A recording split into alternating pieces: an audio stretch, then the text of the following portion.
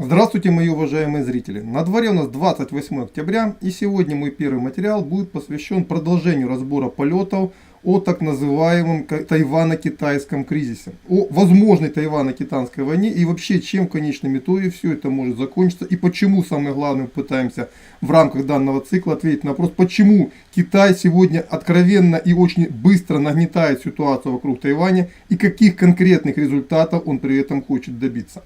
В первой части мы с вами разобрали геополитическую составляющую этого кризиса и пришли к выводу, что самой главной задачей Китая является разрушение так называемого проамериканского пояса обороны, в первую очередь включающего в себя Южную Корею, Японию и Тайвань. И с учетом того, что Тайвань формально по всем международным правилам является территорией Китайской Народной Республики, и с учетом того, что по сути это самая слабая точка данной антикитайской дуги, и с учетом того, что формально, как я только что сказал, по всем международным правилам КНР имеет все права на территорию Тайваня, то естественно Китай в первую очередь и проецирует сюда свою силу, в том числе и военную, вернее в первую очередь военную. И в данной второй части мы с вами разберем, а какие это силы и как быстро Китай их наращивает. А самое главное, попытаемся ответить на вопрос, когда в военном отношении Китай будет готов к вторжению на Тайвань. На самом деле, к середине 2000-х годов, несмотря на то, что к тому моменту Китайская Народная Республика уже достигла очень больших высот в вопросах экономики, уже очень серьезно подняла уровень жизни своих граждан и, соответственно, далее шла от одной победы к другой, в военном отношении Китай был очень слаб. Потому что к тому моменту у него не было ничего. Ни современных стратегических ядерных сил, о них мы, я думаю, поговорим как-нибудь в отдельном материале, потому что сам по себе этот вопрос очень и очень интересен. Я думаю, заинтересует не только любителей противостояния Китая и США, но и также любителей противостояния России и США. Но также у Китая к тому моменту не было современных ни военно-воздушных сил, военно-морских сил, да и по большому счету сухопутных сил тоже. Все, что было у Китая, это очень много солдат, которых надо было каким-то образом вооружать. А вооружение китайской армии к тому моменту составляли в том или ином виде переработанные образцы бывших советских образцов, которые Китай получил еще во время тогда, когда он дружил с Советским Союзом 50-60-е годы. И единственными более-менее современными системами вооружений были те вооружения, которые были закуплены Китайской Народной Республике после потепления отношений с Россией, то есть в 90-х нулевых годах. Тем не менее, количество этих вооружений было настолько малым, что, конечно, они не могли бросить никакого вызова военно-морскому и военно-воздушному флотам Соединенных Штатов Америки. Но именно эти системы вооружений, например, истребители Су-27, а также подводные лодки типа Варшавянка, а также эскадренные миноносцы старых последних советских серий, все это послужило прототипом, то есть по сути фундаментом для создания новых вооруженных сил Китая. И программа по их созданию была принята в начале 2000-х годов с перспективой от 2005 до 2025 года построить совершенно новую китайскую армию. На дворе конец 2021 года и, забегая немножко наперед, хочу констатировать, в целом эта программа успешно выполнена. И нет никаких сомнений в том, что она будет выполнена к 2025 году. На сегодняшний момент в китайских военно-воздушных силах насчитывается примерно до 1000 современных, относительно современных боевых машин.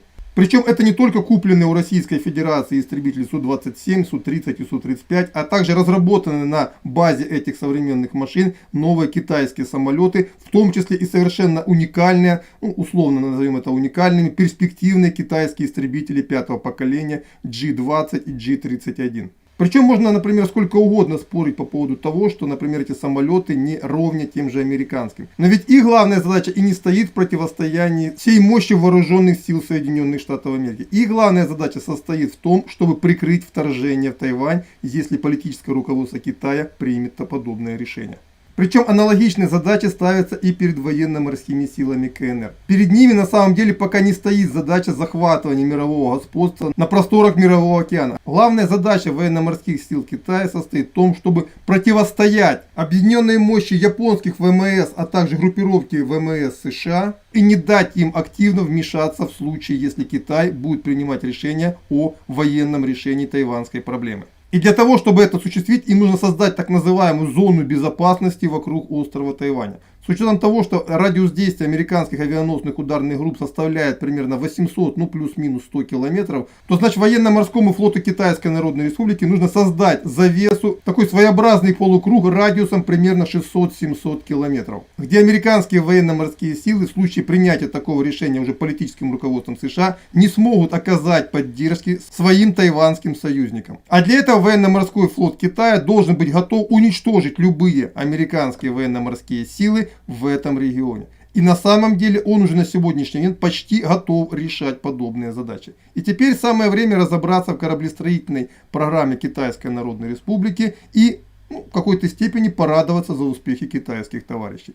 Для начала вернемся к 90-е годы, когда Китай закупил относительно современные образцы вооружений у Российской Федерации, и в частности были закуплены подводные лодки серии 877, 636. По сути, это последние самые современные дизельные подводные лодки Советского Союза. Причем отдельно хочу подчеркнуть, что китайцы особо сегодня не вкладывают деньги в строительство подводного атомного флота. Он им без надобности, потому что подводный атомный флот, он должен работать в океанах. Но такая задача перед китайскими военно-морскими силами, она не ставится. Именно по этой причине у Китая очень слабо развит подводный атомный флот. В отличие от дизельного подводного флота, который на сегодняшний момент составляет только современных подводных лодок примерно 45 единиц. Сюда не включаю старые боевые корабли, которые сегодня выводятся из строя. Сюда включаю только лодки, которые были закуплены у России, а также лодки, построенные на базе этих советских прототипов тип 39. На сегодняшний момент Китай строит уже третью серию подобных лодок. И по данным тем, которые просачиваются в прессу, потому что китайские вооруженные силы, они одни чуть ли не самых засекреченных вооруженных сил в мире, уже идет информация о том, что вторая и третья серия подобных лодок, они обладают воздухонезависимыми силовыми установками. Чтобы вы понимали, насколько это важно, хочу привести всего два примера. Эпизод 1. Конец 2006 года. Для американцев стало настоящим шоком тот факт, что ввиду их авианосной ударной группировки буквально в 5 милях от главного корабля ордера всплыла новая китайская лодка тип 039. Что являлось демонстрацией того, что в случае наступления военного времени эта авианосная ударная группировка будет уничтожена. То есть китайская лодка смогла незаметно пробраться сквозь ордер охранения американской авианосной ударной группы и по сути нанести учебный удар по американскому авианосцу. И это был уже настоящий вызов для американского флота. В том числе и благодаря вот этому случаю американцы решили провести учения. Эпизод 2. Несмотря на то, что он случился за несколько месяцев до эпизода 1, я его поставил именно во вторую очередь. Для того, чтобы в первом эпизоде поняли, почему очень важен эпизод 2. Итак, эпизод 2. Декабрь 2005 года шведская подводная лодка типа Готланд у берегов Калифорнии провела учения вместе с американскими моряками. В первом случае она изображала условного противника, во втором случае она изображала условного союзника. Второй случай мы уберем, мы рассмотрим случай первый. Во время первого учебного случая, когда американский флот должен был развертываться от своих берегов, и главным противником у них была шведская неатомная подводная лодка тип Готланд, она разгромила по сути американскую эскадру. Она не только условно потопила американский авианосец, но и также нанесла поражение его кораблям эскорта, в том числе потопив и прикрывающую группу американскую атомную подводную лодку. И для американцев это был настоящий шок. Теперь возвращаемся в Китай. Таких лодок, которые были аналогами шведских лодок, на сегодняшний момент, как я сказал чуть выше, в китайском военно-морском флоте насчитывается по 20 единиц. И ежегодно китайские верфи сбрасывают со стапелей по 2 подобные лодки. Причем самые современные подводные лодки, очевидно, будут контролировать водное пространство за островом Тайвань и таким образом не дадут возможности американцам вмешаться в этот конфликт. А если американцы вмешаются, то почти гарантированно эти все авианосные ударные группировки американцев будут уничтожены. Менее совершенные лодки будут прикрывать десантную операцию на остров Тайвань, которая тоже, судя по всему, готовится со всей китайской тщательностью. К сожалению, данная тема настолько обширна, что в один выпуск она не помещается. Именно по этой причине сейчас ставлю запятую и вторую часть разбора полетов, каким образом китайцы готовятся к вторжению на Тайвань, я планирую выпустить во второй половине дня, вернее ближе к вечеру. На этом, подчеркиваю, ставлю запятую. До свидания, подписывайтесь на канал. Ну и самое главное, что бы там ни случилось, всем всегда желал, желаю и буду желать. Будьте здоровы!